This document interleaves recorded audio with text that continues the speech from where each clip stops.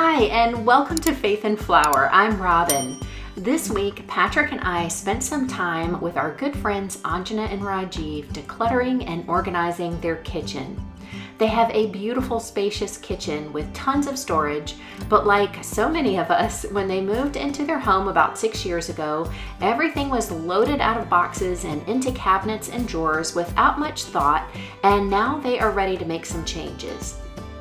Anjana and Rajeev both work full-time and have 2 teenage boys, so their kitchen needs to make preparing breakfast, packing lunches, and making dinners flow as smoothly as possible.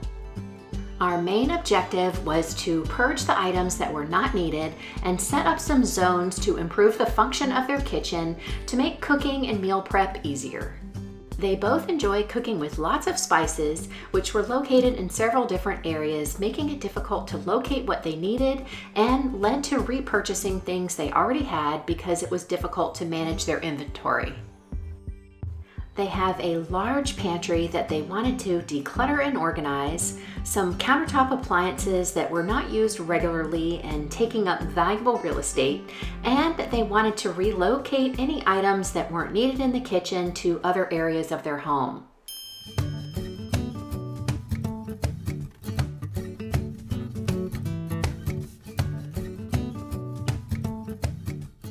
We also tried to identify all the areas that were working well for them so that we could keep those systems in place.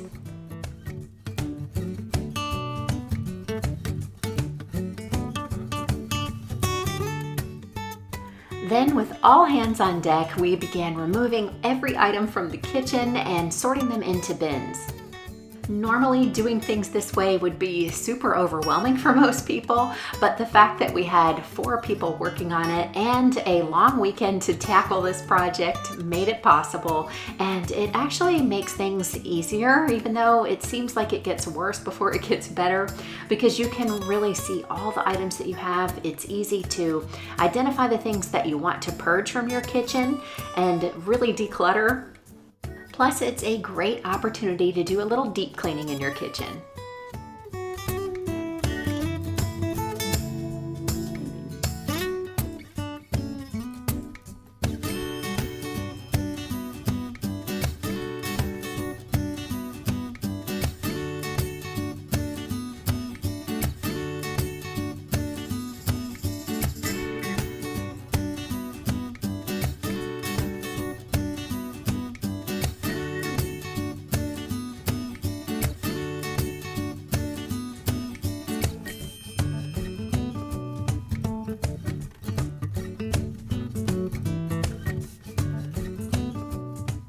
After discussing our ideas for the various zones, such as the ideal location for all of the spices, a beverage station, a baking zone, and lunch prepping and packing zone, Patrick and I helped them get started, and then Anjana and Rajeev took over, and the next day were ready to give us a tour of the transformation.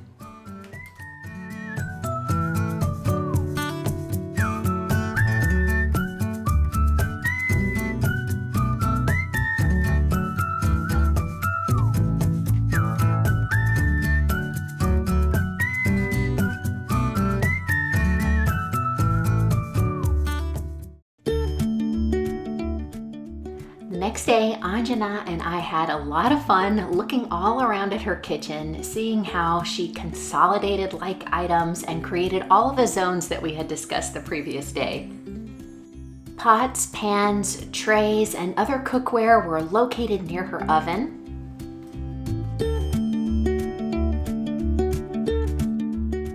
With all the drawer space they have in their kitchen, Anjana was even able to consolidate things like non-stick cookware in one drawer, some stainless steel pots and pans in others, and strainers all in a drawer of their own.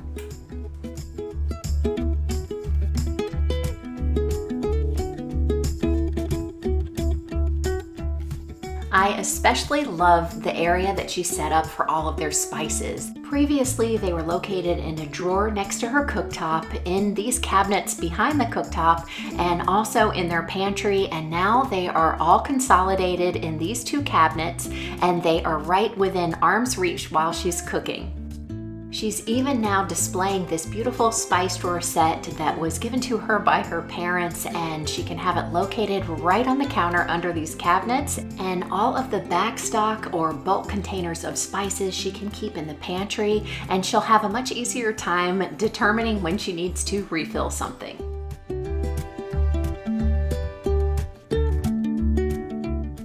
And as you can see, she did a beautiful job of decluttering and organizing her pantry so that now everything is super visible and easy to access. One of the things that I love about this kitchen transformation is that they didn't choose to buy any additional storage containers. They just used what they already had, making this a no-budget makeover, and instead they really just focused on the zones and the functionality of this space.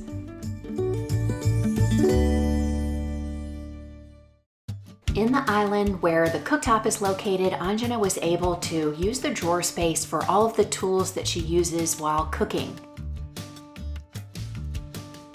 As you can see, she even left some empty drawers, which I love because I think that that's a trap that we can fall into. When we have the space, we tend to fill it. So having some open space is really nice, and it actually gives your kitchen such a wonderful feel. These small cabinets at the end of the island were perfect for housing some things that the boys use regularly for snacks and drinks, and also gives them some easy access to some small appliances that they use regularly. And the other end is dedicated mostly to cooking oils, which are in easy reach while she's here at the cooktop. They have tons of counter space in their kitchen, so they like keeping the appliances that they use the most out, like their KitchenAid blender and their Instant Pot, so we decided to make this a baking zone. Now, all of the items related to baking are located in these drawers below and in the cabinets above, making it so much fun whenever she's ready to start baking and using her mixer or her Instant Pot.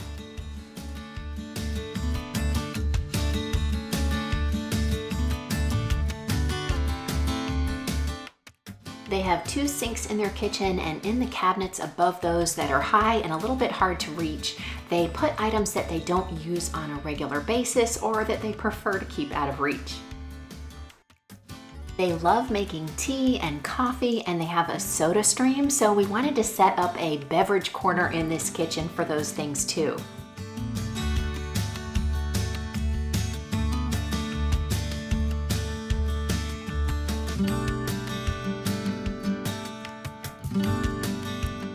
In the cabinets above, all of the plates and glassware are now consolidated so that everyday dishes are in this side cabinet and all of the beautiful china is behind the glass. Utensils are located in the drawer below, and the cabinet underneath contains all of their serving pieces. So now everything for setting the table and serving is in one section of the kitchen, easy for anyone to find. The boys take their lunches to school every day, and so they already had been using this area, which was working very well as a lunch prep and pack zone. Having everything they need all in one place keeps it simple and things running smoothly in the morning. They were able to purge lots of items from their kitchen that were just taking up space, and now their kitchen is filled with only the things that they love and actually use.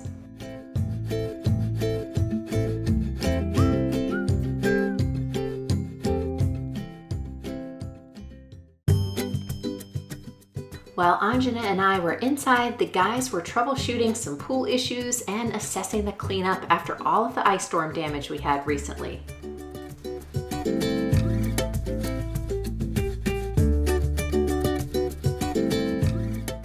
Then Anjana and I joined them outside for a little rest and relaxation after the hard work was done.